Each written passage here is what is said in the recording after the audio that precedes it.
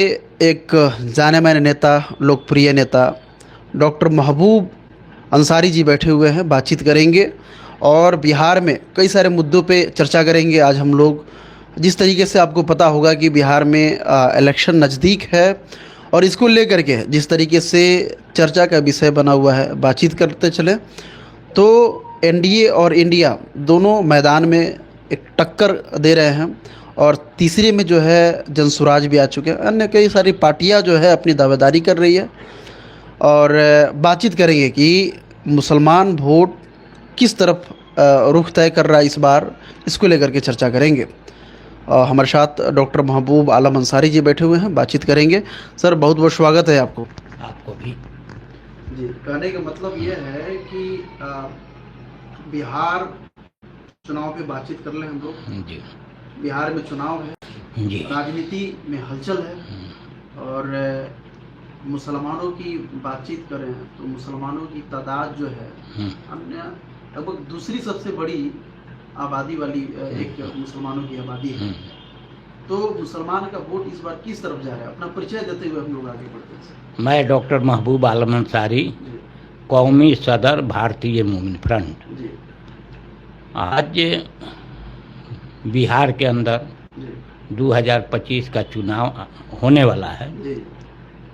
और इसमें अधिकतर जो सेकुलर कहलाने वाली पार्टियां हैं जी। वो सिर्फ मुसलमानों पर उनका निशाना है इनके वोट लेने के लिए। जबकि बिहार में माननीय नीतीश कुमार जी ने जो सर्वे करवाया इसमें सबसे बड़ी, सभी जातियों में हिंदू हो मुसलमान हो, उसमें सबसे बड़ी आबादी वाली कौम मुसलमान है, जिनकी आबादी कमोबेश 18-19% है सरकारी आंकड़े के मुताबिक। और यहाँ दूसरी जो बड़ी आबादी है वो यादव कम्युनिटी का है और यादव कम्युनिटी की आबादी 14% है। और इस 14 और 18% वाली वोट में ही मामला तय होता है। और अभी तक जो माननीय लालू प्रसाद जी जो शासन किए पूरे परिवार के साथ, वो सिर्फ मुसलमान के वोट के बुनियाद पर किए। लेकिन इतना दिन के शासन काल में मुसलमान को जिस मकाम पर आना चाहिए, इनके आबादी के मुताबिक जो मुसलमानों को राजनीतिक, सामाजिक, आर्थिक, शैक्षणिक भागीदारी मिलनी चाहिए, वो आज तक नहीं मिला। उसके बाद भी हमें नहीं समझ में आता है कि बिहार के मुसलमान माई समीकरण क्यों समझता है। माई समीकरण तो उस समय होगा जब जिसकी आबादी ज़्यादा है उसकी हिस्सेदारी ज़्यादा मिले।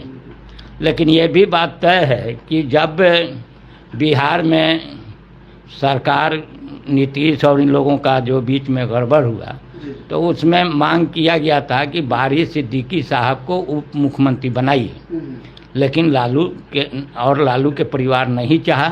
बारिश सिद्दीकी जैसे पुराने अनुभवी और राजद के मजबूत लीडर, उनको जब ये उप मुख्यमंत्री नहीं बनाया तो मुसलमान इनसे उम्मीद कैसे करे कि मुसलमानों की भागीदारी देंगे। अगर मुसलमान का वोट लालू जी लेना चाहते हैं, मुख्यमंत्री बनना चाहते हैं, तो मुसलमान को यहाँ 20% के हिसाब से 20 दूना 40, 10 50 टिकट दें। 50 सीट। हाँ, 50 टिकट वही सीट हो गया। और उससे जिता करके लाएं और फिर मुख्यमंत्री बने और उसमें उप मुख्यमंत्री मुसलमान को के लिए ऐलान करें, तब तो माई समीकरण चलेगा, वरना नहीं चलेगा। ये जो चाहते हैं कि हम खानकाह मजहबी इदारों को मिला करके और हम सरकार बना लेंगे, तो इस बार बहुत मुश्किल है। इसलिए मुश्किल है कि यहाँ के नौजवान जो मुसलमान है वो अपनी भागीदारी खोज रहा है कि हम इतना परसेंट हो करके हम कहीं नहीं हैं। हमारे साथ मॉब लिंचिंग होता है, हमारी बहू बेटियों के साथ जुल्म ज्यादती होता है, हमारी जगह ज़मीन छीनी जाती है, हमें विदेशी कहा जाता है और उसके बाद भी हम इसको वोट देते हैं। इसका मतलब कि नौजवान यहाँ के समझ चुका है, इसलिए इस बार इनके झांसे में आने वाले नहीं है। अगर मजहबी इदारे के लोग ऐलान भी करेंगे तो नौजवान इस बार इनके बात को ठुकरा देगा। लालू प्रसाद को मुस्लिम वोट मिलेगा, लेकिन जिस हिसाब से चाहिए नहीं मिलेगा, उससे सरकार नहीं बनेगी। 2005 की सर अगर बात कर ले, 2005 में रामविलास पासवान ने प्रस्ताव रखा था हाँ कि आप जो है मुस्लिम को डिप्टी सीएम बनाइए। सीएम की बात रखे थे, सीएम की बात रखे हुए थे। लालू यादव पीछे के हट गए और उसमें ये भंग हो गया था, दूसरी बार चुनाव कराना। इसलिए लालू प्रसाद हट गए कि जिस रोज मुसलमान यहाँ सीएम बन जाएगा तो इसका राजनीति आगे आ जाएगी और फिर ये लोग पीछे चले जाएंगे। इसीलिए मुसलमान को कोई कबूल नहीं करना चाहता है कि मुसलमान के अंदर अपनी लीडरशिप पैदा हो। आज हुआ ना, सभी पार्टियों से लोग गठबंधन कर रहे हैं, लेकिन एक वैसी साहब जो हैं, इनका प्रयास रहा कि हमको भी अपने गठबंधन में लीजिए, क्योंकि हम भी चाहते हैं कि आरएसएस और बीजेपी के लोग बिहार में ना आए, और इसके लिए इन्होंने प्रयास किया। उसके बाद भी ये लोग नहीं सुने, ढोल बजा करके भी इनके दरवाजे पर इन्होंने अपना सनहा दर्ज कराया कि आप हमको भी रख लो, नहीं तो 6 सीट दो, लेकिन हमको साथ में रखो। उन्होंने बोला कि मंत्री पद नहीं चाहिए, फिर अलायंस नहीं चाहिए, लेकिन इन लोगों ने कबूल नहीं किया।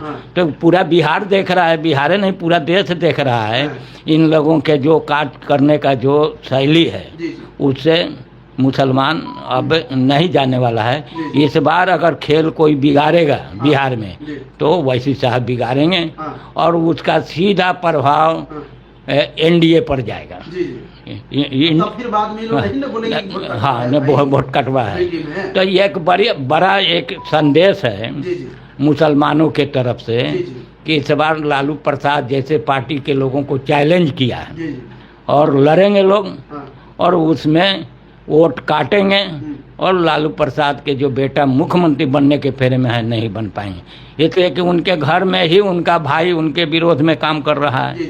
यहाँ प्रशांत किशोर जी वोट काटेंगे, यहाँ वैसी साहब काटेंगे और ये बहुजन काटेगा, और हम लोग जैसे भी पॉलिटिकल पार्टी के लोग जो चुनाव लड़ेंगे तो जो भी वोट काटेंगे हम लोग भी इन्हीं का वोट काटेंगे।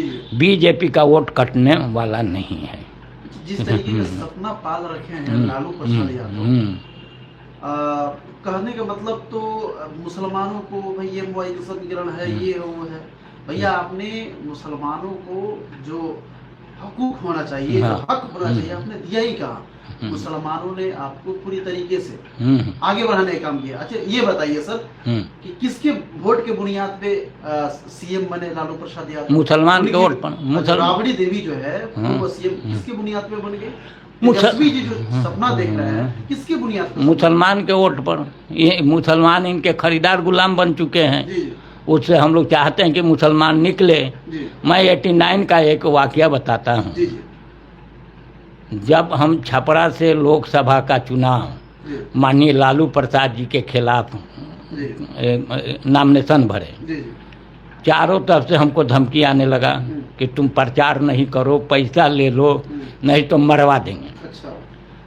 हम कहा कि हम लोग मरने के लिए ही पैदा लिए हैं, इसलिए कि हम मोमिन हैं, मोमिन का ईमान मौत पर है, अल्लाह जब चाहेगा ले लेगा, लेकिन हम बैठेंगे नहीं, लड़ाई लड़ेंगे। उसके बाद ये लोग क्या किया, जो जुल्म बता रहे हैं इन लोगों का, वो जुल्म था कि बूथ पर हमारे लोगों को जाने नहीं दिया गया।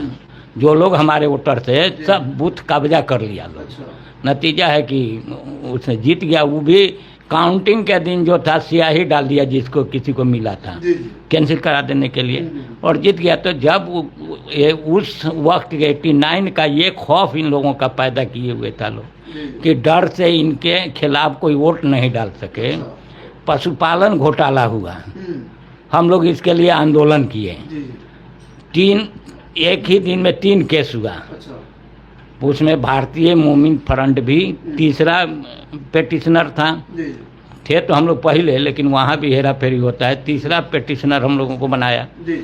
लालू प्रसाद जेल गए, और उस समय का ये था कि इस पटना के अंदर बोरिंग रोड से लोग चिनिया बादाम बेचने वाला जा रहा था, राजापुर पर घेर के छीन लिया। अच्छा। तो वो डर और खौफ हम लोग देखे हुए हैं, और इनसे बदलाव की जो उम्मीद करते हैं, कभी भी बिहार में इनसे बदलाव नहीं होने वाला है। इसलिए मुसलमान को चाहिए कि अपनी कीमती वोट, कोई भी मुसलमान भाई खड़ा हो उसको वोट डालें, उसको लीडरशिप पैदा करें, वही उनका महाफिज बनेगा।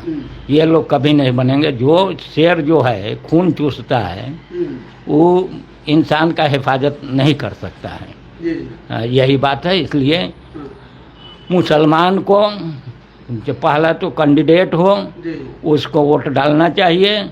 जीते हारे उससे कोई परवाह नहीं करना है। ना मेरे लिए बीजेपी अच्छा है, ना मेरे लिए कांग्रेस अच्छा है।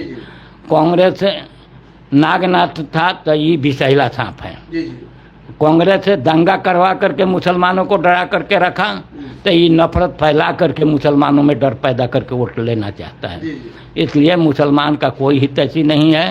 इसलिए मैं बिहार के मुसलमानों से पुनः फिर एक बार अपील गुजारिश करेंगे कि इस बार 243 सीट पर जहां निर्दलीय मुसलमान खड़ा हो उसको वोट डालें।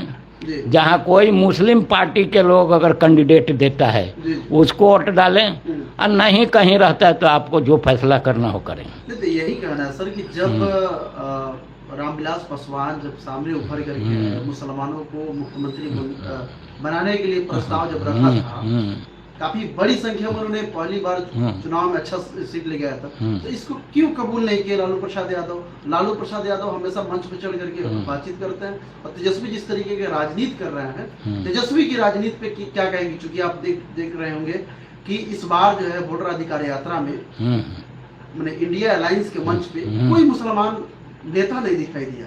शकील अहमद खान की बातचीत कर ले हम लोग, इसके अलावा जो है अब्दुल बारी सिद्दीकी साहब की बातचीत कर ले, अन्य कई सारे मुस्लिम नेता हैं अभी, लेकिन उनको मंच पे क्यों नहीं खड़ा किया गया? इसलिए नहीं खड़ा किया जाता है कि जैसे इन लोगों के मीटिंग में मुसलमान अपनी बात रखेगा तो उसका लीडरशिप उसमें उभरेगा। इसीलिए ये लोग मंच पर नहीं लाना चाहते हैं, मुसलमानों को चेहरा नहीं दिखाना चाहते हैं, और चेहरा भी दिखाते हैं तो वैसे मुसलमान का जिनका जुबान नहीं है, जो बोल नहीं सकते हैं। ऐसे तो बिहार में हिंदू मुसलमान सिख ईसाई जो नारा है सब लोग एक हैं, लेकिन बिहार के लोगों को ईमानदार अच्छे सच्चे नेता को चुनना चाहिए। मुख्यमंत्री कोई भी बने जो बिहार का विकास करे और सांप्रदायिक तनाव को कम रखे, और जो लोग भी नफरत फैलाते हैं उनको जेल के सलाखों में डालें। ये हम लोग झेल रहे हैं, मुसलमान के हैसियत से हम लोगों को भी झेलना पड़ता है। कहीं कहता है कि मौलवी साहब कहिए हिंदुस्तान जिंदाबाद, हाँ दाढ़ी टोपी देखकर, हाँ तो हम कहते हैं कि हम भारत जिंदाबाद बोलेंगे, इसलिए कि संविधान में भारत है, हिंदुस्तान नहीं है। जिस हिंदुस्तान हो जाएगा उस बोलेंगे। अभी तो हम भारत के संविधान में है, इसलिए हिंदुस्तान जिंदाबाद नहीं बोलेंगे। अब हमारे दुनिया के लीडर, विश्व लीडर हजरत मोहम्मद सल्लल्लाहु अलैहि वसल्लम के नाम लेने पर जब इन लोगों को नफरत होता है, अब इससे और घटिया क्या राजनीति होगा यहाँ। मोहम्मद सल्लल्लाहु अलैहि वसल्लम ऐसे नबी थे, ऐसे पैगंबर थे कि न जात के न धर्म के, उन्होंने इंसानियत का पैगाम दिया, और जो लोग भी मजलूम थे, असहाय थे, गरीब थे, सबका मददगार बन करके सामने आए, और उन पर ही लोग उंगली उठाते हैं। तो ये तो बड़ा अफसोस की बात है। कुछ लोगों पे उत्तर प्रदेश में FIR भी हो चुका है। जी करेगा। जब आप हक बात बोलेंगे तो FIR होगा, आपको जलील किया जाएगा, आपको मॉब लिंचिंग में मारे जाएंगे, लेकिन इससे मुसलमान को घबराना नहीं चाहिए, क्योंकि इस्लाम का इतिहास रहा है कि मुसलमान कभी पहले हमला नहीं किया है। आप सल्लल्लाहु अलैहि वसल्लम के ज़माने में भी जितनी भी जंगें हुई आपने कहीं पहल नहीं किया, बल्कि उसके डिफेंस के लिए कहीं कहीं खड़ा हुए, लेकिन आपने किसी पर वार नहीं किया। इससे बड़ा और इंसानियत का पैगाम कौन दे सकता है? वैसे नबी को तो पूरे विश्व के लोगों को मानना चाहिए, और अब विश्व के नेता हैं भी, गूगल भी मान चुका है। मान चुका है।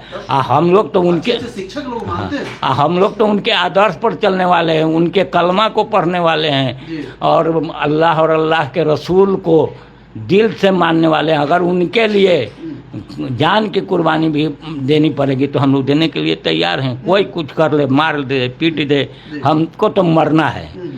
हमारी जब मौत होगी तो शहादत की होगी, इनकी मौत होगी तो जहन्नमी होंगी, शहादत की मौत नहीं होगी। मुसलमान जब मारे जाएंगे तो वो शहीद कहलाएंगे, अगर जीत गए तो गाजी कहलाएंगे। और पूरे बिहार के मुसलमानों को, देश के मुसलमानों को मोहम्मद बिन कासिम रहमतुल्लाह अलैह से सबक सीखना चाहिए कि वो 17 बरस के नौजवान जब भारत के अंदर ऊंच नीच था, छुआछूत था, गैर बराबरी था, लोगों को खाट पर बैठने नहीं दिया जाता था, चमार को कहता था कि चमड़ी नापाक हो जाएगा, पासवान से छुआओगे तो हड्डी नापाक हो जाएगा, तेली बनिया के सुबह सुबह देख लोगे तो यात्रा खराब हो जाएगा, कहा कि गाधा की आवाज़ सुन लो तो तुम्हारा यात्रा बन जाएगा, लेकिन तेली बनिया इंसान का चेहरा मन देखो। मुसलमान को कहा कि मलेच्छ है, इसके परछाई से नफरत करो, और ये लोग आज सत्ता में हैं। तो 17 बरस के नौजवान भारत के इतने मतलब कि बदतर हालात को, जो व्यवस्था एकदम यहाँ का बिगड़ा हुआ था राजा दाहिर के वक्त में, उसको जब 17 बरस के नौजवान अपने चंद सिपाहियों के साथ आके बदल सकता है, तो यहाँ तो हम 20% हैं कमोबेश। तो हम मुसलमान अगर हकीकत में ईमान के साथ काम करेंगे तो हमारी कामयाबी होगी, क्योंकि अल्लाह ने फरमा दिया है कि तुम ज़मीन का खलीफा बनाए गए हो, और जो ज़मीन का खलीफा है वो मजलूम नहीं हो सकता है, किसी का गुलाम नहीं हो सकता है। हम गुलाम है तो इसका मतलब कि हम मोमिन नहीं हैं। हाँ। बिहार में जिस तरीके का राजनीति आप देख रहे हैं, नरेंद्र मोदी के मां के ऊपर अभद्र टिप्पणी यानी गाली देने का आरोप जो है इंडिया अलायंस पे लगा है। नरेंद्र मोदी के मां के ऊपर जो कहाँ तक हकीकत है ये तो हम लोग नहीं बता सकते हैं, गाली कौन दिया, क्या दिया, लेकिन जो आरोप है, नरेंद्र मोदी भारत के प्रधानमंत्री हैं और उनकी माँ के साथ साथ भारत के बहुत सारी माएँ हैं जिनको डेली गाली दिया जाता है, जिनको अपमानित किया जाता है, जिनके इज्जत के साथ खिलवाड़ किया जाता है। तो इस पर मोदी जी को तो सोचना चाहिए कि जब मेरे माँ के साथ मामला आया तो हमको तकलीफ़ हो रहा है, और दूसरे के माँ के साथ हुआ तो क्या होगा। बिल्किस बानो के साथ क्या नहीं हुआ, आज तक इंसाफ उस औरत को नहीं मिला। तो हमारे माँ को ऊपर ये हो तो हम छटपटाएंगे, या दूसरे के माँ के होगा तो हम ना बोलेंगे। आपके मणिपुर में किस तरह से एक माँ को, माँ कहिए हूँ, किस तरह से नंगा करके उसके साथ अभद्र व्यवहार किया लोग, क्या मोदी जी को नहीं नजर आया था कि भी तो किसी का माँ है। तो ये इनका नारा गलत है, ये अपने वोट बैंक को भजाने के लिए, अपने कार्यकर्ताओं को उस्काने के लिए इस तरह से बयान देते हैं। जी क्या लग रहा है, क्योंकि कांग्रेस के विधवा, 50 करोड़ की गर्लफ्रेंड, तरह तरह की जो भाषा का इस्तेमाल सोनिया गांधी पे भी किया गया था, इस पे भी सवाल उठने लगे। हकीकत ये है कि जो अभी भारत के अंदर जो राजनीतिक भाषा बोली जा रही है ये कहीं से दुरुस्त नहीं है, ये बात होनी नहीं चाहिए। राजनीति में सभ्य भाषा बोलनी चाहिए, कोई भी पॉलिटिकल पार्टी को अपमानित नहीं करना चाहिए, सभी लीडर को अच्छी बात करनी चाहिए।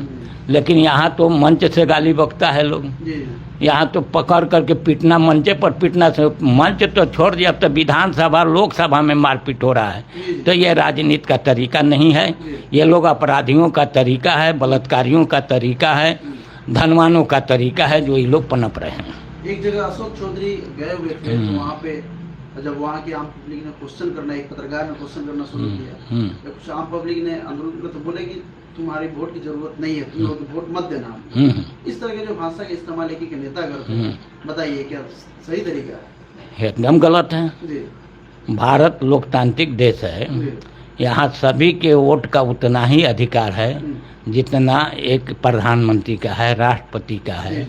इसलिए कि राजा हो या फकीर हो, सबका वोट का कीमत एक है। जी अंबेडकर साहब ने संविधान के तहत यही तो बराबरी किए जी कि भारत के अंदर जब चुनाव होगा तो एक अमीर आदमी भी, जी एक ब्राह्मण भी, जी एक दलित भी, एक मुसलमान भी वो वोटर के पास जाएंगे जी और उससे गुजारिश करेंगे कि भाई हमको हाथ जोड़ करके वोट डालिए। जी तो इतना बड़ा लोकतांत्रिक देश में अगर इस तरह के व्यवहार होगा, जी लोग कहेंगे कि हमको वोट की ज़रूरत नहीं है, तो ये तो बड़ी बड़ी दुर्भाग्य की बात है। जी जी हम तो अटल जी को देखा है लखनऊ में, जब हम लोग इसराइल अंसारी को कैंडिडेट बनाए थे, जी अटल जी के साथ में वो लड़ रहे थे, जी तो वहाँ बाज़ाब्ता अटल जी ने कहा कि मुसलमानों के 3% वोट की ज़रूरत है, जी और लखनऊ के मुसलमानों ने दिया उनको वोट।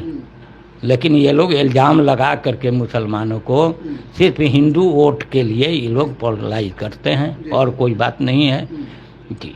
जो देश में जिस तरीके से लगातार हिंदुत्व को बढ़ावा दिया जा रहा है, ये क्या लोकतांत्रिक दृष्टिकोण से सही है? क्योंकि हम भारत को एक धर्मनिरपेक्ष देश मानते हैं।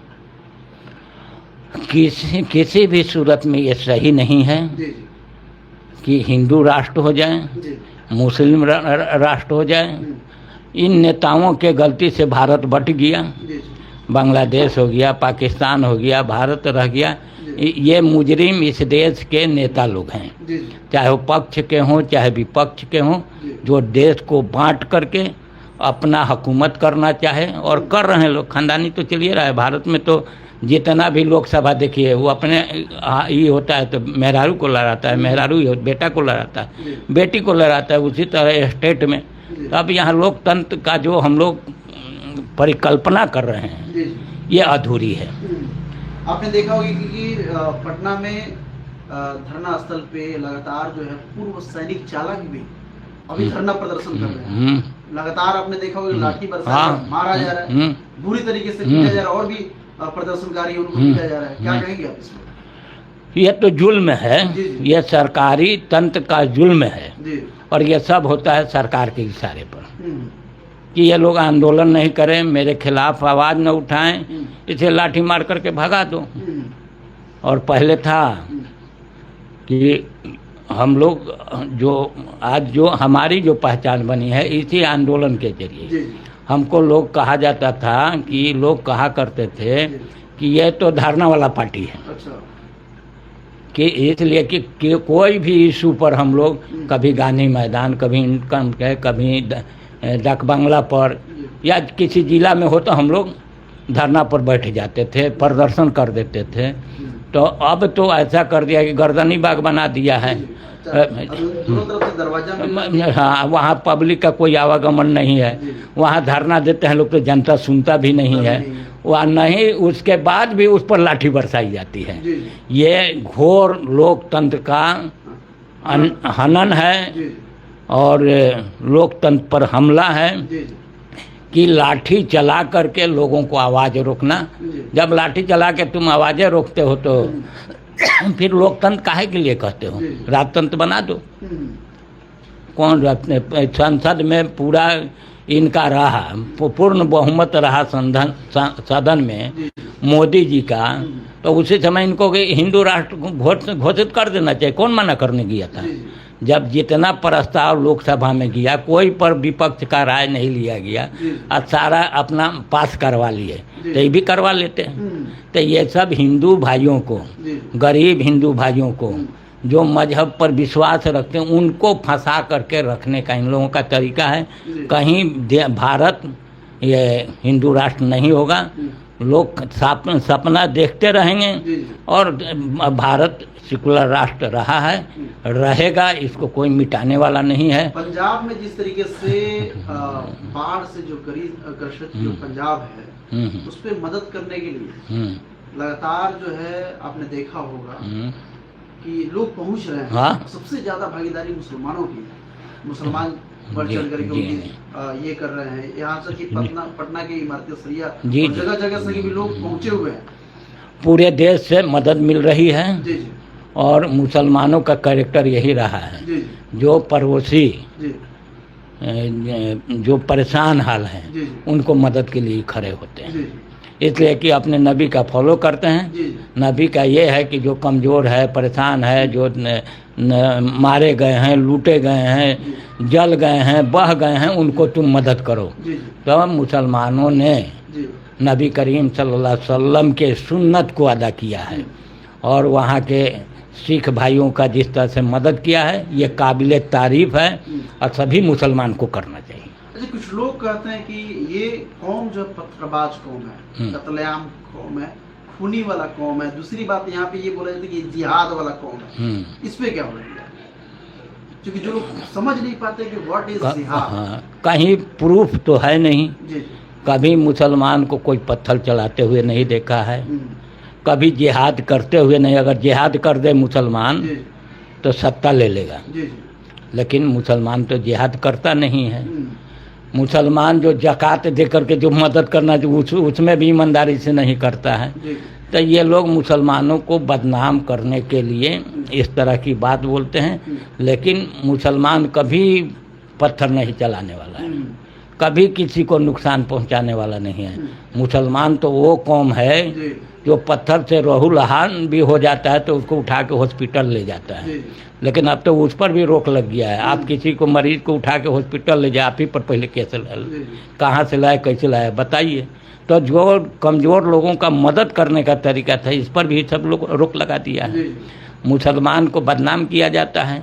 मुसलमान हमेशा शांति, अमन, भाईचारा का पैगाम दिया है। अब कोई हम घर पर हैं, मारने आवेगा तो हम अपना सेफ्टी तो करेंगे ना। अब उसमें पत्थर चल जाए, बंदूक चल जाए, लाठी चल जाए, जो भी चल जाए, इस क्रम में कहीं पत्थर चला होगा ये कहा भी नहीं जा सकता है। लेकिन मुसलमान कभी भी हिंसक नहीं होता है। हिंसक बनने के लिए लोग मजबूर करते हैं, तब मुसलमान कहीं कहीं करते हैं।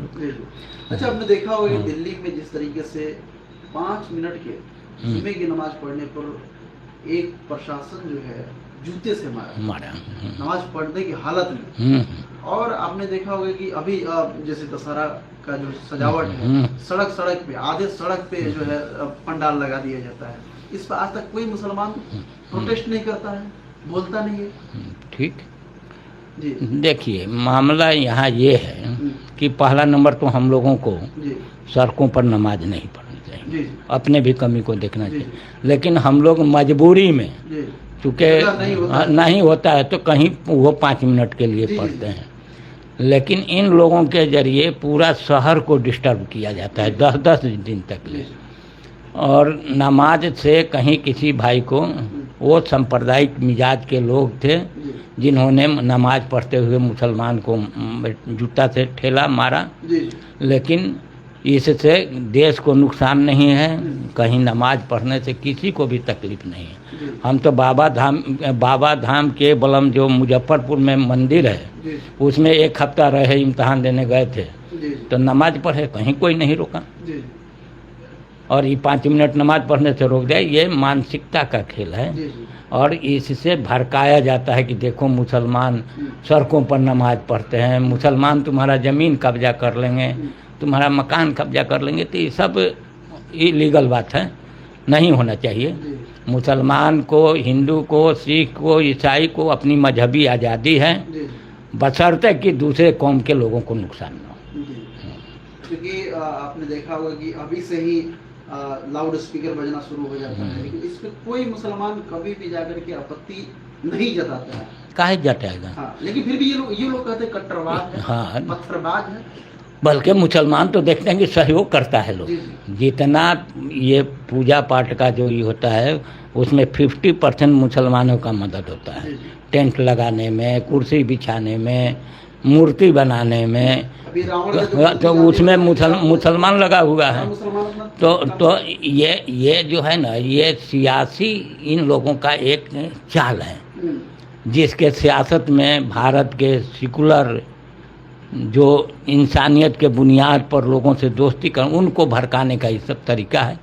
हाँ, मुसलमान तो सब जगह साथ देता है। लोग कहते हैं कब्जा करके 57 देश आपने बना लिया, मुसलमान 57 देश बना लिए कब्जा कर। हाँ, ठीक है, कब्जा किया गया है, कब्जा नहीं किया, जंग हुआ है। जंग से हम लोग थोड़ा इनकार करते हैं।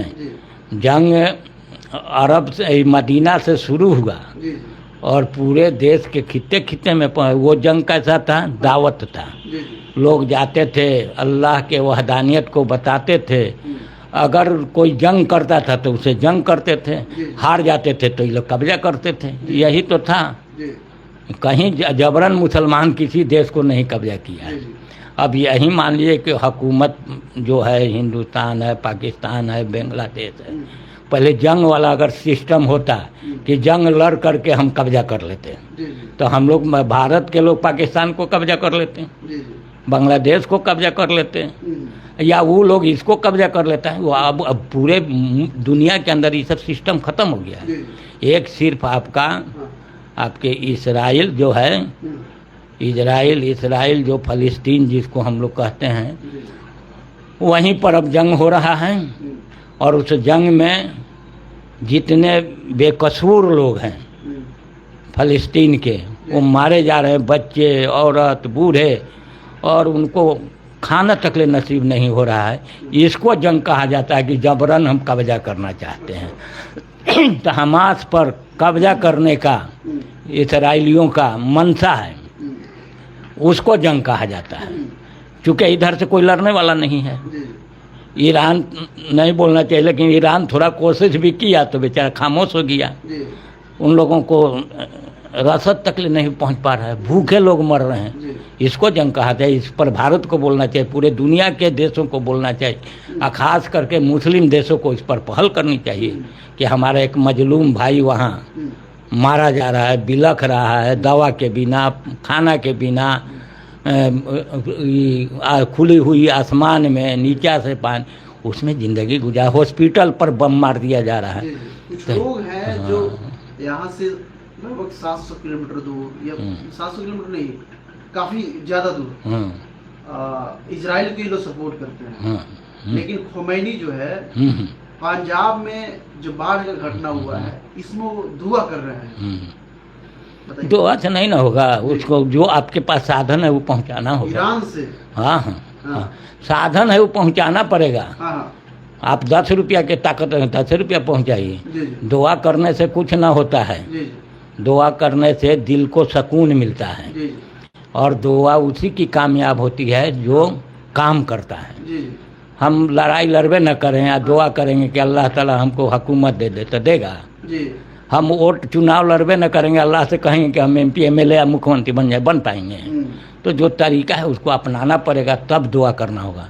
अल्लाह के रसूल सल्लल्लाहु अलैहि वसल्लम जंग बदर की वाक़या बता रहे हैं। 313 लोग हैं, हजारों कुफार मक्का है, सब मुंह के खा रहे थे, कितने कितने लड़ेंगे कैसे। सबको हुक्म होगा कि सो जाओ, कल सुबह जंग लड़ना है। और तब दुआ फरमा रहे हैं कि अल्लाह ताला अब हमारी कामयाबी दे, ये तेरे दीन का मामला है।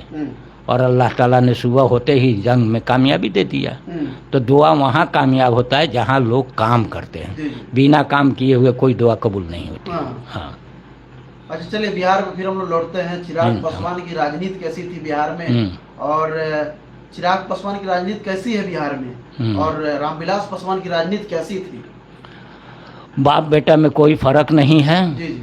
वो मौसम वैज्ञानिक थे, ये भी मौसम वैज्ञानिक है। जब समय आएगा वैसा ही लोग घुर जाएंगे। इन लोगों को न समाज से मतलब है, न दलित से मतलब है। ये लोग समय के मुताबिक अपने पैतरा को बदलते हैं। कोई आपने देखा होगा कि बातचीत करें हम, एक जो पत्थर ये तोड़ माझी, दशरथ माझी। तो दशरथ माझी का घर जो है कांग्रेस ने बना दिया।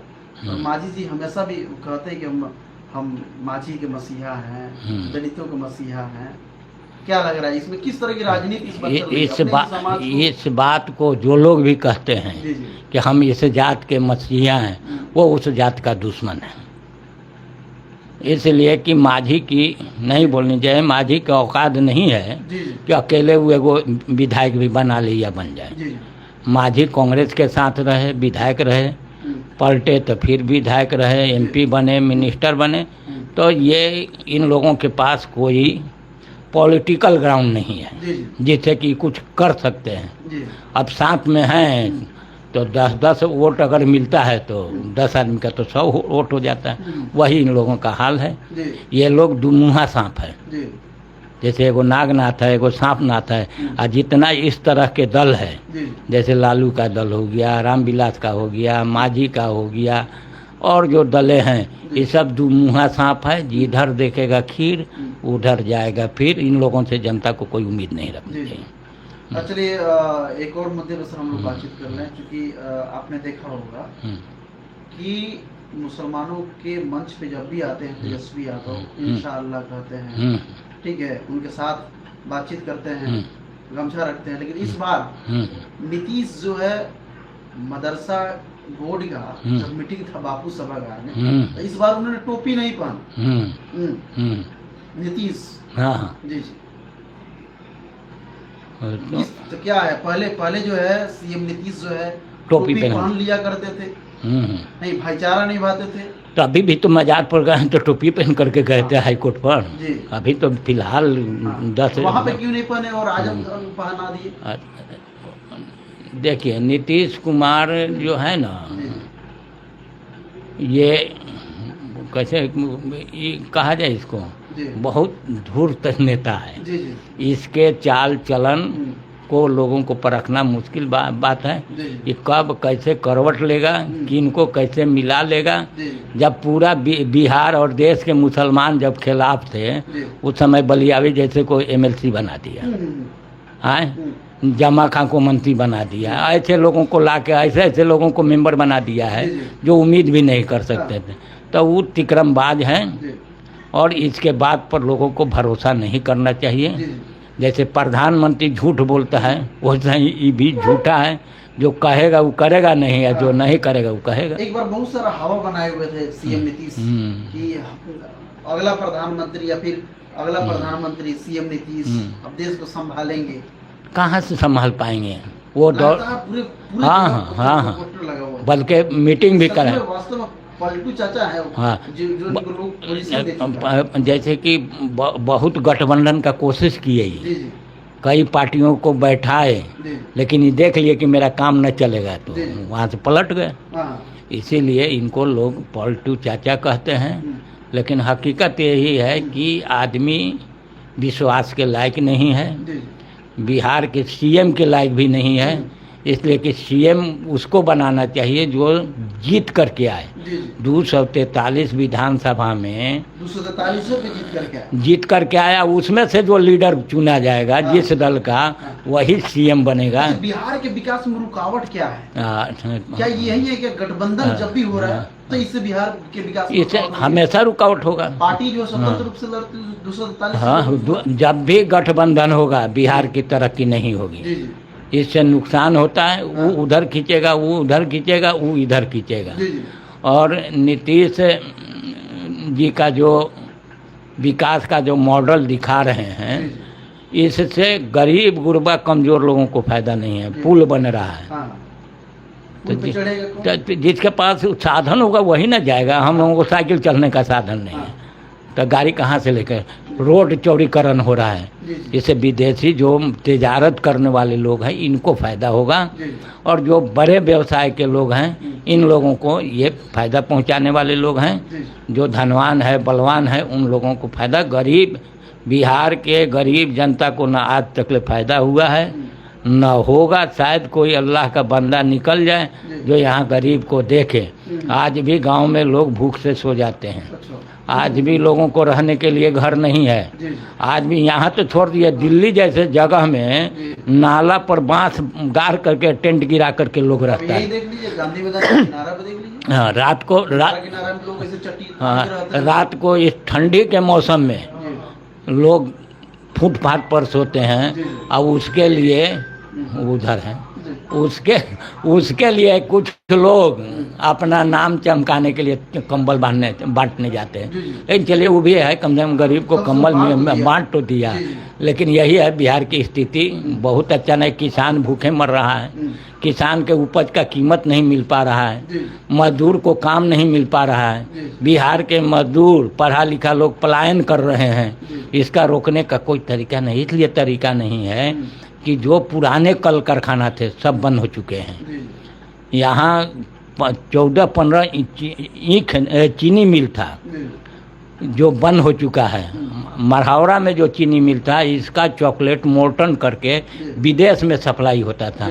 यहाँ का चीनी विदेश में जाता था, आज विदेश का चीनी भारत में आ रहा है। हाँ। जो आदमी बीमार पड़ रहा है। आपने देखा होगा कि मोतिहारी में जब भी आए नरेंद्र मोदी, तो बोले कि चीनी का चाय पी के जाएंगे इसी चीनी मिल के, और इस बार फिर से और चाय पी के भी हाँ, तो ये तो घोषणा अगले चुनाव में नीतीश जी डंके पर चोट पर कहते कि इस बार जिताइए थे सभी चीनी मिल को मैं चालू करवा दूंगा। हाँ। लेकिन एक भी चीनी मिल चालू नहीं है, ये अफसोस की बात है। हाँ। विकास होगा कल कारखाना से, विकास होगा रोजगार से।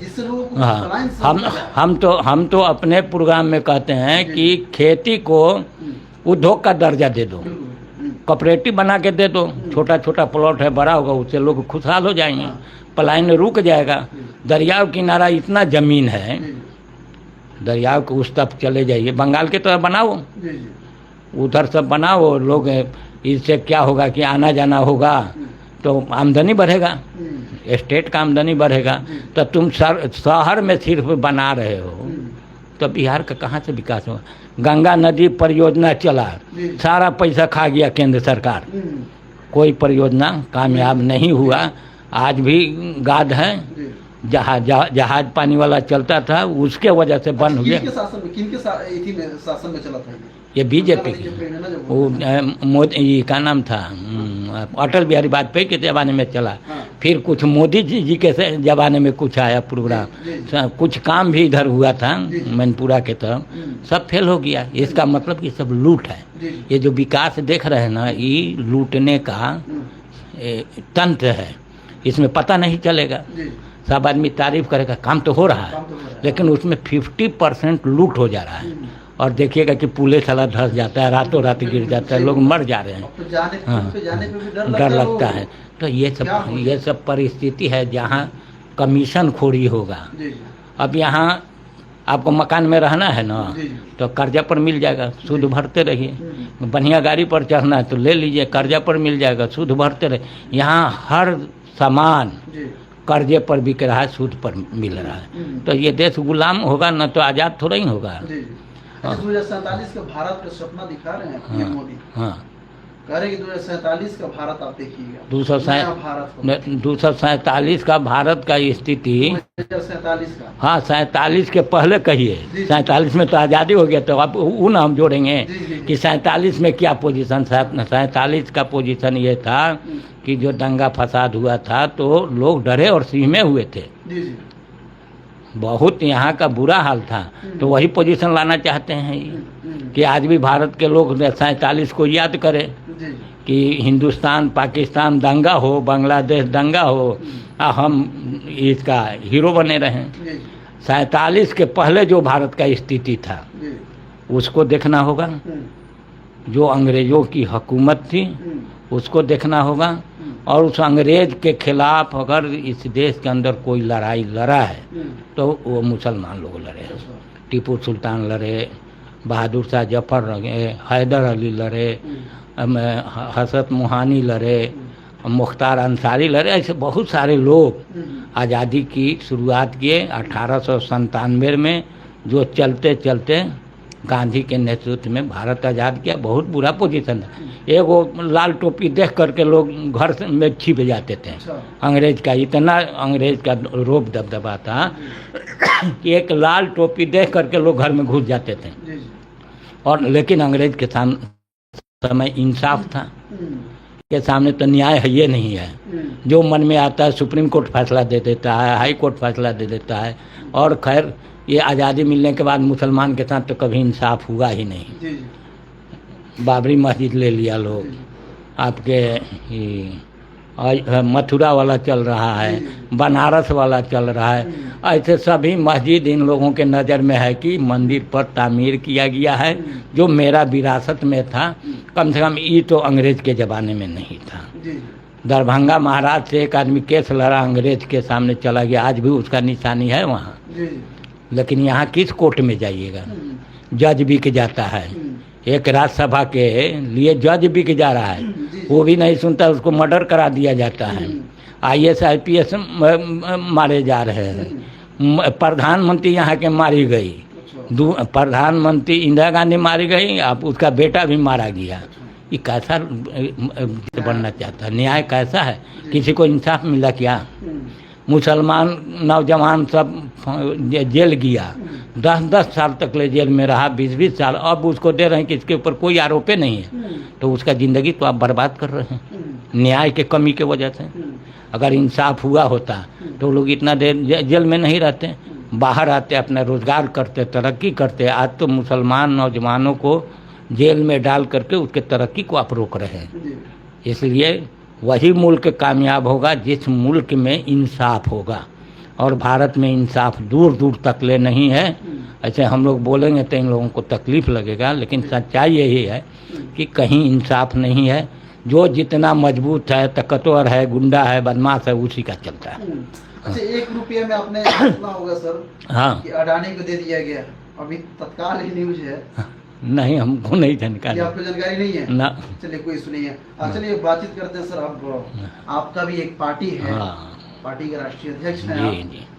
सुनने में आया कि आप भी अपना कैंडिडेट उतार रहे हैं, तो कहाँ से कैंडिडेट उतार रहे हैं आप? मैं पहले तो बिहार के जनता का आभारी हूँ कि हमारे जैसे सबसे कमज़ोर, जिस आदमी को चलने के लिए एक साइकिल भी नहीं है, वैसे लोगों को लोग लीडर माना है। और हमारे कार्यकर्ता सब ईमानदार, स्वच्छ, सभी जाति के लोग हैं। और हम लोगों ने इसलिए चुनाव लड़ना चाहते हैं कि हमारी लड़ाई ये जो चल रहा है वो नहीं है। हमारी लड़ाई कि इस मुल्क के निज़ाम में तब्दीली आनी चाहिए, व्यवस्था में परिवर्तन होना चाहिए, आबादी के अनुपात से सभी जाति को उसको हक और अधिकार मिलना चाहिए। हम लोग इसकी लड़ाई लड़ रहे हैं। अभी हम लगातार पद यात्रा हम लोग चलाए ब्लॉक स्तर पर। उसमें मेरा इशू था कि व्यवस्था बदलो, आबादी के मुताबिक हिस्सेदारी दो, और मुल्क से महंगाई, बेरोजगारी, भ्रष्टाचार, नफरत और दहशत को समाप्त करो, और हर नागरिक को इज्जत, रोटी, कपड़ा, मकान, दवाई, पढ़ाई, न्याय मिले। इसकी हम लोग लड़ाई लड़ रहे हैं। इसी में एक 2025 का चुनाव आ गया है, और चुनाव आयोग का आदेश भी है कि आपको 5% चुनाव लड़ाना है, तो उसको पूर्ति कर रहे हैं हम लोग। इसलिए उम्मीद है कि 20-25 कैंडिडेट हम लोग ज़रूर लड़ेंगे। और हम लोगों का एक पॉलिटिकल तीसरा मोर्चा, राजनीतिक तीसरा मोर्चा भी है, उन लोगों का भी सपोर्ट मिलेगा हम लोगों को, और हम लोग अपने कैंडिडेट को देंगे। हमारे चुनाव का तरीका और लोगों से भिन्न होगा। हम लोगों को पर्ची देंगे और गांव-गांव जाने के लिए कहेंगे, और पब्लिक को बताइए कि हम भी चुनाव लड़ रहे हैं। पब्लिक कबूल करेगा तो ठीक है, ना करेगा तो भी ठीक है। किन लोगों को आप टिकट दे रहे हैं? हम सभी कौम के लोगों को देंगे। कोई बड़ा अमीर है ना, हम पहला हम अपने कार्यकर्ता को देंगे। अगर कार्यकर्ता मेरा बहुत गरीब है तो उसको चंदा करके हम लोग मदद करेंगे। जैसे मेरा एक कार्यकर्ता हम नॉर्थ से लड़ा, अली अब्बास, उसकी पत्नी लड़ी थी नूरजहां, 4 गो बकरी था, बेच करके नॉमिनेशन भर दिया। उसके बाद में चंदा उंदा करके पर्ची बांट दिए हम लोग पूरे एरिया में, जो वोट मिलना था मिला। हम टेम्पू चलाने वाले को कैंडिडेट बनाते हैं, हम रिक्शा चलाने वाले को बनाते हैं। हम चाहते हैं कि इस लोकतंत्र के अंदर जो सामाजिक राजनीतिक गरीब कार्यकर्ता है उसको टिकट दे करके उसको अपने बराबरी में लाएं। अमीर बड़ी पार्टी तो किसी को टिकट देता नहीं है, देता भी है तो पैसा लेता है, बिना रिश्वत के कोई टिकट देता नहीं है। इसलिए हम लोग ये तय किया है, हमारे यहाँ अभी भी जो कैंडिडेट हैं अमनौर से अली अब्बास हैं, जो अभी उनके साथ गुंडों का हमला हुआ, उनके ये दिया गया, धमकी दिया गया है, साइकिल से वो क्षेत्र में अपना काम कर रहा है, प्रशासन को हम लोग खबर कर दिया है। एक हैं आपके माझी हैं, सुरेश माझी, जो गारखा रिजर्व कंस्टिट्यूएंसी से हैं, वो लड़ेंगे। पटना से अभी 2 आदमी को हम लोग फाइनल किए हैं, सिटी से सैयद इफ्तिखार हुसैन साहब को, और दीघा विधानसभा से इंदू देवी है, जो पार्टी के सक्रिय कार्यकर्ता है, और महिला मोर्चा के सचिव भी हैं। आपके नालंदा जिला से जी कुमार हरिचरण सिंह यादव, जी वो ये गाड़ी चलाते हैं जी। भाड़ा वाला। जी और एक हैं अनिल सिंह जो भुंजार बेरादी के हैं, आस्थावा से दूर वहाँ से हैं। अररिया से इस्माइल आज़ाद जो पेशे से वकील हैं, जी जो कि हर से उनको हम लोग कैंडिडेट बनाए हैं। और बगल में रानीगंज है जहाँ से बिहारी ऋषिदेव को उम्मीदवार हम लोग घोषित किए हैं। सीतामढ़ी से फिरोज अंसारी हैं, जी। उनको कैंडिडेट, लेकिन उन पर अच्छा, आपने कभी अलायंस करने का सोचा कि चलो भाई हम भी ना, हम कभी नहीं देखते हैं, सोचा, कभी नहीं सोचा। ये भी जो अलायंस हम लोगों का है ना, जी। ये जबरन हमको लोग बुलाते हैं। जी जी हाँ, इसलिए कि हम उसके साथ रहना चाहते हैं जो समाज के लिए लड़े। जनसुराज को किस नज़र से देख रहे हैं आप?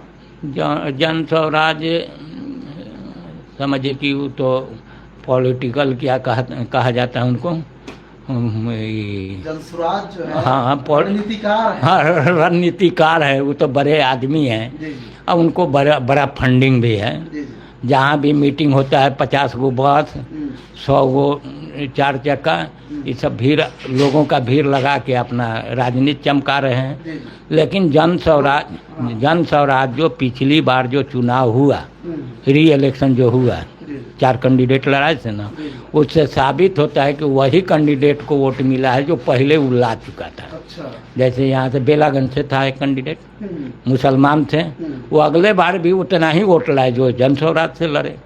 तो इसलिए हमको नहीं लगता है कि जन स्वराज बहुत अच्छा कर पाएगा, लेकिन वोट जरूर काटेंगे। और ये वोट कटेगा तो कह दिए हैं कि 243 को हम चुनाव लड़ेगा तो बहुत लोग। 150 सीट से कम आएगा तो मान जाएंगे कि हम मतलब हम अपना हार नेता तो झूठ बोलता है। हाँ। नेता तो झूठ बोलता है। एक तो अभी शराबबंदी की यही कहते हैं कि चालू करेंगे, यही तो नीति है इनका। पैसा के बुनियाद पर लोगों को मजदूर बना के रखे हुए हैं वहाँ। कोई एक हमारे जान पहचान के लड़का है, उसका स्कॉर्पियो है, उसको पूरा जन स्वराज का सजा दिए हुए हैं गाड़ी। अच्छा। और जहाँ मीटिंग होता है लेके जाता है, 50-60 हज़ार रुपया महीना मिलता है। तो ये सब राजनीति थोड़ा ही है, ये तो पूंजीपतियों का खेल है। अब इनको फंडिंग कहाँ से होता है, कैसे का, अब यही जानते हैं। हाँ, इसलिए जन स्वराज से बहुत परिवर्तन हो। सुनने में आया कि जनसुराज के आने से, प्रशांत किशोर के आने से हर एक पार्टी के कार्यकर्ता डरते रहते हैं कि कहाँ से क्या नहीं निकाल ले। अब सम्राट चौधरी की तो 7वीं फेल बोल दिए हो। हाँ तो ठीक है, जो सही है। नौवा फेल बोल दिया। सम्राट चौधरी के साथ चलिए, सम्राट चौधरी कहते हैं कि भाई पीएचडी किए हुए हैं सर, ये सब ये किए हुए हैं। बहुत लोगों को हम लोग देखा है कि कुछ नहीं था, जब एमएलए एमपी बन गया तो उसको डॉक्टर का डिग्री मिल गया, वकालत का डिग्री मिल गया। ये सब तो पैसों पर भी मिलता है। बहुत सा डिग्री पैसे पर मिल जाता है। हाँ, तो वैसे खरीद लेता होगा लोग। अब उतना गहराई में तो हम लोग नहीं गए, लेकिन डिग्री भी पैसे पर बिकती है, नौकरी भी पैसे पर होता है। जैसे अभी पकड़ाया ना नालंदा वाला, नौकरी दिलाने वाला किंग, तो ये सब यहाँ कोई अब अपने ये थे, क्या नाम है, औरंगाबाद वाले सत्येंद्र नारायण, उनके परिवार में सब IAS होता था, IPS। तो अब बड़े लोग हैं। IPS की तो कहा जाता है कि उसमें धांधली नहीं होती है। सब जगह होती है। सब जगह होती है। ये भारत के अंदर कोई भी ऐसा जगह नहीं है जहाँ भ्रष्टाचार नहीं है। और इस भ्रष्टाचार के वजह से ही आपके लंका में तबाही हुआ। लंका में जो राजा को वहाँ से भागना पड़ा भ्रष्टाचार के कारण। आपको बांग्लादेश अभी बगल में है, शेख हसीना को भ्रष्टाचार के कारण भागना पड़ा। नेपाल में भ्रष्टाचार के कारण वहाँ के नेताओं को रातों रात भागना पड़ा। तो पीएम मोदी कहते हैं कि देश अब विश्व गुरु बनने वाला है। विश्व गुरु कब बनेगा? जब अपने ईमानदार तो बन जाएं। इनके विषय में जब ये प्रधानमंत्री बने थे तो बड़े पत्रकार लोगों का इंटरव्यू छपा था, संपादकीय जो होता है उसमें, कि भारत का झूठा और 10 टॉप क्रिमिनल भारत का प्रधानमंत्री मिस्टर नरेंद्र मोदी। तब अब ऐसे लोगों पर क्या भरोसा किया जाएगा? 20 गुरु बनाएंगे कि 20 में डुबा देंगे देश को, डुबा देंगे। इसलिए कि पहला कंट्रोल भ्रष्टाचार पर होनी चाहिए। देश में इतना भ्रष्टाचार है कि किसी कार्यालय में किसी का कोई सुनने वाला नहीं है। थाना में जाइए तो किसी का सनहा गरीब लोगों का नहीं लेता है तो रिश्वत जिससे मिलता है उसको लेता है। अच्छा, आप मुझे स्वतंत्र लग रहे हैं तो मुझे ये बताइए, जो लोग सवाल करते हैं कि 70 साल राज और ये 11-12 साल राज, इन दोनों में क्या फर्क है? इन लोग जैसे एनडीए अलायंस के जो लोग हैं, ये लोग बोलते हैं कि 70 सालों में सरकार ने कुछ नहीं किया, और वो लोग बोलते हैं कि हमने बहुत कुछ किया। ठीक है, बस थोड़ा इसके बारे में अगर आप ये है। देखिए 70 साल के जो सरकार बनी उस समय जो देश की स्थिति थी बहुत अच्छा नहीं थी। गरीबी बहुत ज़्यादा था, रोजगार नहीं था। उसके बाद ही तो अंग्रेज गया ना। अंग्रेज आया तो कांग्रेस की हुकूमत बनी, 40 साल तक ही राज किया। बदलाव जो होनी चाहिए वो नहीं किया। इनकी सरकार बीच में आपके मुरारजी देसाई का बना तो 2.5 साल में ये लोग आपस में टूट गए। इसलिए कि बीपी सिंह का जो गठबंधन बना था, ये जयप्रकाश बाबू जो आंदोलन छेड़े तो सिर्फ इंदिरा गांधी को हटाने के लिए, और उस इंदिरा गांधी को हटाने के चलते यहाँ सांप बिच्छू कुत्ता बिलाई सबसे दोस्ती कर लिए। सब चुनाव लड़ गया, उसमें आरएसएस भी आ गए। आरएसएस जीता, पार्टी तोड़ दिया, फिर अपने लड़ा, शासन में आने लगा। तो इस तरह के जो गठबंधन और विकास का जो कल्पना की जा रही है ये झूठी है। भारत को जिस ऊंचाई पर होनी चाहिए आज तक नहीं हुआ है। भारत इतना ज़रूर है कि अच्छा अच्छा मकान नज़र आने लगा, चलने के लिए सड़क कुछ मिला है लोगों को, पानी बिजली का व्यवस्था हुआ है, लेकिन जो भी कामें हुआ है इसमें भ्रष्टाचार है। नल जल योजना है जी, तो इसका फेल है। बहुत जगह नल जल बना, कामें नहीं करा, पानी नहीं। तो हाँ, हम लोगों का नल जल का योजना है ये वार्ड में, आज तक ले पानी नहीं है। सब टूट टाट गया। तो ये सब झूठी घोषणाएं हैं। यहाँ राजनीति इसलिए लोग करता है। अच्छा, नीतीश कुमार का 7 निश्चय योजना आया, इसमें से कितना फ्लॉप रहा? सब फ्लॉप रहा। कोई कारगर नहीं रहा। अब लड़की लोगों को जो साइकिल दिया है तो उससे बच्चियाँ जाती हैं, लेकिन अब इतना गड़बड़ सरबड़ होता है। साइकिल से निकलते ही मोबाइल रहता, कहाँ किससे बात कर रही है, भाग जा रही है। सब बहुत सा ऐसा घटनाएं घटती हैं इनके योजना में। जैसे आंगनबाड़ी हो गया, फिर आपको वो महिला जो सेविका है, इस सबको इतना पैसा आप काम ले रहे हैं उसको एक कर्मचारी के बराबर, तो उसको कर्मचारी का तनख्वाह दीजिए, तब ना इसको समझेगा आदमी कि हाँ बराबरी में अप्लाई है। हाँ, समान। यहाँ जितना काम हो रहा है सब ठेके पर दिया जा रहा है। और वो ठेका कौन लेता है? जो यहाँ के बड़े लोग हैं, जितना बड़ा पैसा देता है उसको वो मिलता है। और वो क्या करता है, बहाली करता है 8,000 में, अब पैसा लेता है पूरा। तो शोषण तो यहाँ के गरीब का ना हो रहा है। तो ये कौन सा योजना है? योजना के मतलब है कि आप बनाइए सिस्टम। अगर कर्मचारी की बहाली होगी तो जो उसका जो तरीका है वो जो लोग आएंगे उसको मिलेगा।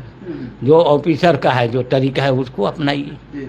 तो यहाँ तो सारा चीज़ ठेके पर दिया जा रहा है, सब बेच दिया गया। कुछ नहीं, हॉस्पिटल में चले जाए सब प्राइवेट काम कर रहा है लोग। कुछ डॉक्टर जिनकी बहाली हुई है वही सरकारी ये हैं, सब ठेके पर काम हो रहा है। पीएमसी में चले जाइए, पूछिए, सब ठेका पर है। सरकारी लोग, सरकारी डॉक्टर की बात किया जाए, पीएमसीएच में जो लोग हैं या अन्य हॉस्पिटलों में जो लोग हैं वहाँ पे हैं, तो वहाँ पे 5 से 10 मिनट रुकेंगे, मरीज को इधर उधर देख लेंगे और आप बुलाएंगे, जाओ यहाँ पे हॉस्पिटल है। वहाँ उसका ये है, दलाल है, तो दलाल बैठा हुआ है। वो सबको कमी नहीं है। लेके जाइएगा तो पहले बुला के देखेगा। फिर ब्लड डोनेशन में वही हाल है, दलाली है। जो वहाँ ये है नर्स है वो सब पैसा लेती है। अगर 200 रुपया थमा दीजिए तो वहाँ वो ठीक है केयर करेगी, नहीं दीजिएगा तो वो मटिया देगी। तो ये भ्रष्टाचार कैसे रुकेगा? ना ये प्रधानमंत्री के बस के बात है, ना मुख्यमंत्री के बस के बात है। जब यहाँ के जनता जागरूक नहीं होगा, उसके लिए लड़ेगा नहीं, तब तक ये भ्रष्टाचार वर्तमान में नेपाल में हाँ तो रुकने वाला नहीं है। तो जनता को जागरूक होना होगा और जितना जीते हुए MP MLA मिनिस्टर है सबको हटाना होगा। नए तरीके से नए लोगों को लाना होगा, जो प्रोग्रेसिव नौजवान होगा। आज बहुत सा लड़का सब पढ़ लिख करके प्रोग्रेसिव है, काम कर रहा है और जहाँ जाता है वहाँ नाम कमा रहा है। तो वैसे लोगों को राजनीति में भी लाना होगा। राजनीति तो परिवार का खेल हो गया है, तो कहाँ से होगा? और मैं आपको बता दूं कि हमारा जो राजनीति है वो हम अपने नबी करीम सल्लल्लाहु अलैहि वसल्लम के बताए हुए रास्ते पर भारत के संविधान को देखते हुए यहाँ चाहते हैं कि अच्छे ईमानदार और सच्चे लोग के हाथ में सत्ता है। हमको न कोई मिनिस्टर बनना है न कोई बनना है। लड़ाई इसलिए लड़ते हैं कि गरीब के अंदर चेतना पैदा हो कि डॉक्टर साहब बिना पैसा के MP का चुनाव लड़ सकते हैं, मोटरसाइकिल से प्रचार कर सकते हैं। तो हम भी MLA MP का चुनाव लड़ें, हम भी पैदल चल करके, साइकिल से चल करके हम भी इस लोकतंत्र में भागीदारी लें। इसलिए मैं चुनाव लड़ता हूँ। हमको कोई लालच नहीं, हमको बनाएगा भी तो हम नहीं बनेंगे। हम यहाँ जगन्नाथ मिश्रा आए हुए हैं, आप नहीं विश्वास कीजिएगा। यहाँ जगन्नाथ मिश्रा आए हुए, यहाँ काशी राम मायावती आई हुई है, भीम सिंह चंद्रवंशी जो हैं अभी MP हैं वो आए हुए हैं, संजय पासवान आए हुए हैं, ये त्याग मूर्ति RL चंद्रपुरी जी का आना जाना रहा। बहुत लोगों का नामों याद नहीं है। कर्पूरी जी को हम अपने हाथ से खाना खिलाए हैं। साहबुद्दीन जब विधायक थे ना पटना सेंटर के, तो उनके शादी ब्याह में हम लोग गए थे, तो कर्पूरी जी को अपने हाथ से खाना खिलाए। हाँ, चंद्रशेखर सिंह जब मुख्यमंत्री बने तो स्टूडेंट खैसियत से 5 मिनट हमको मंच पर बुलवाते थे। तो ये सब अगर लालच रहता है तो पैसा वे ठग लेते। आजकल नेतागिरी क्या करता है लोग, बड़े नेता के साथ रहता है, कहता है कि 50,000 रुपया दीजिए, वैसे काम चला लेता है। लेकिन हमको ये सबसे कोई मतलब नहीं है। परिवर्तन होगा न होगा ये भी मैं नहीं कह सकता हूँ, वो कुदरत जब चाहता है तो। इस बार तो अब तो भीड़ जुटाया जा रहा है, 250, 500, 700 रुपया देकर बुलाया जा रहा है जुटाने के लिए। आप भी भीड़ जुटाते हैं ऐसे? ना, हम लोग कभी भीड़ नहीं जुटाते। हमारा कार्यकर्ता ही जो है ना वही सब जुट जाता है अपना पैसा से, अपना खा करके, अपना आंदोलन के। हम 10 ही आदमी रहेंगे, सब लोग अपने पैसे से, अपने ताकत पर, अपने बुद्धि विवेक के साथ हम लोग काम करते हैं। कोई पैसा किसी बापू सभागार में भी 1-2 दिन पहले मीटिंग हुआ था, जिसमें महिलाओं को फुलवारी शरीफ से जहाँ तहाँ से महिलाएं आपस में बकझक कर ली कि हम किसी को 400 मिल रहा है, किसी को 500, 200 रुपये दे रहे हैं, और एक साइड से लेके आया और एक साइड से छोड़ दिया कि अपने से ही जाइए। बताइए, यहाँ से 10 किलोमीटर हम लोग पैदल जाएंगे। एक पत्रकार है, उन्होंने कहा, और उन्होंने जब माइक उठाया क्वेश्चन करना शुरू किया तो गाड़ी आ गया। लेकिन पैसा की बात जो है नहीं, पैसा मिला कि नहीं मिला ये तो नहीं पता, लेकिन इस तरीके की यही वजह है कि गरीब लोगों का विकास नहीं हो रहा। उनकी हिम्मत नहीं है कि नेता के सामने बोल सकें, इसलिए उसका 500 रुपया खाया है तो कैसे बोल पाएगा? बोलेगा हम लोग जैसे आदमी, जैसे बेबाक होके बोले ना, एकदम खुल करके बोले। हम हमारे घर पर भी हमला हुआ है, ऐसी बात तो नहीं है। गुंडा बदमाश से हम लड़े हैं, हम तो हर लाइन से गुजरे हैं। हम लोग तो ये आपके क्या बोले, वामपंथी विचारधारा के रहे, विनोद मिश्रा के, हाँ, विनोद मिश्रा के साथ किए हैं, काम किए हैं हम लोग। डॉक्टर बिनियन के ग्रुप के साथ काम किए हैं। लेकिन ये सबसे कहीं गरीब का भलाई नहीं है, वरना वहाँ रहा है न यहाँ रहा है। वहाँ ये था कि गरीब अगर कोई पसवान है तो किसी जमींदार का 10 बीघा कब्जा कर लिया आदमी, जो रहा खा रहा है उसका हथियार ले लिया, यही होता था।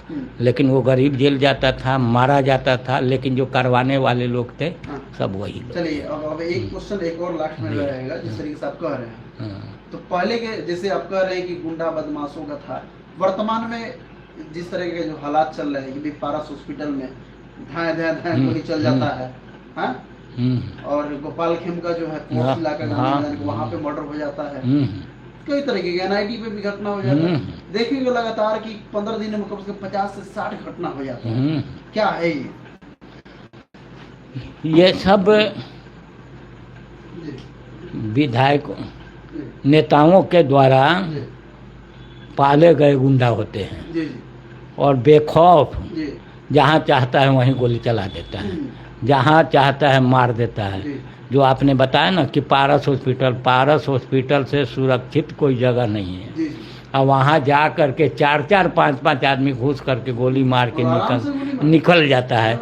तो यही बिहार के लॉ एंड ऑर्डर का मामला है। जी आप अभी हम लोग बात कर रहे हैं, निकलेंगे कब गोली चल जाएगा कोई ठिकाना नहीं है। जी हमको इसी गेट पर पिस्टल के बट से मार दिया सब, हाँ लेकिन हम ना कुछ, हम कहा कि जाओ भागो नहीं तो मारा जाओगे, हाँ तो भगा दिया, हम कहीं लेके भागो, हाँ। लेकिन मार तो दिया। हाँ हाँ आपका जान माल इज्जत आबरू का हिफाजत नहीं है। जी जी है हिफाजत तो उन लोगों का है जो एमपी है, एमएलए है, जज है, 75 को हाँ हाँ, इन लोगों का है।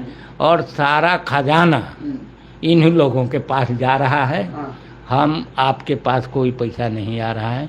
अगर एक बार कोई जज हो गया जी तो उसके पास देखना जलाया जाता है नोट। जी एक बार कोई विधायक हो गया तो 5 पुष्ट के लिए बना के रख देता है। मुखिया हो जा रहा है वो बना के रख दे रहा है। ऐसा बनता कौन है? सबका बैकग्राउंड कहीं ना कहीं क्रिमिनल का है। जी अब उसमें कुछ अच्छे लोग हैं, सब नहीं है, लेकिन ज़्यादातर जी बैकग्राउंड वैसा नहीं है। या तो वैसे ही गुंडा रखे हुए हैं कि हमको जिताना है जी तो तुमको जो करना है करो, दुश्मन को मार दो, हम जीते तो तुम फ्री हो जाओ। फिर फ्री हो जाओगे। हाँ। या तो फिर वही गुंडा कहा कि हम ही नेता बनेंगे, जी जी तो वो गुंडा सब भी अब नॉमिनेशन भरने लगा है, जीतने लगा है। यही सब हो रहा एक है। महिला अधिकारी बोली, हम्म, प्रशासनिक अधिकारी बोली कि हम लोग को जो है ऐसा करना पड़ता है कि जो गुंडा बदमाश जो आते हैं जिसपे क्रिमिनल केसेस होता है उनको सर करके बोलना पड़ता है। क्या पता कल होकर के भाई मंत्री विधायक यही बन जाए। यहाँ पर चुनाव हो रहा था लोकसभा का, जिस समय आमिर सुबहानी साहब यहाँ के डीएम थे। जी जी सन हमको याद नहीं है। जी जी हम शकुंतला देवी को अपना कैंडिडेट बनाए थे, अच्छा डीएम के यहाँ नामिनेशन भराया। जी राम कृपाल उस समय राजद के नेता था। जब अपना पूरा दल बदल के तब डीएम के टेबल पर ऐसे पैर रख दिया। अच्छा। तब ऐसे लोग जब नेता बनेंगे तो क्या होगा, गुंडा को तो मौका मिलेगा। जी जी इसलिए हाँ नियम ऐसी होनी चाहिए, जी जैसे अभी लेता है ना कि आप अपना ये लिखाइए आचरण, जी जी लिखता है आदमी कि मेरे पास ये मुकदमा है नहीं है, सब झूठ लिखता है। लिखता है कि कितना पढ़े लिखे हैं, सब झूठ लिखता है। जी जी कितने लोग पकड़ाए भी हैं, जी लेकिन कोई कार्रवाई नहीं होता है। एक मुमताज अंसारी हमारे साथ ही थे, एमपी बने थे कोडरमा से, जी जी 5 साल तक ले संसद बने रह गए हाँ और उन पर केस चला। जब मर गए तो उनका केस हुआ कि वो गलत संसद बने थे। हाँ ये यहाँ का जजमेंट है। अच्छा तो जीत जाएगा तो क्या कीजिएगा आप? हाँ तो ये है इन लोगों का दबदबा।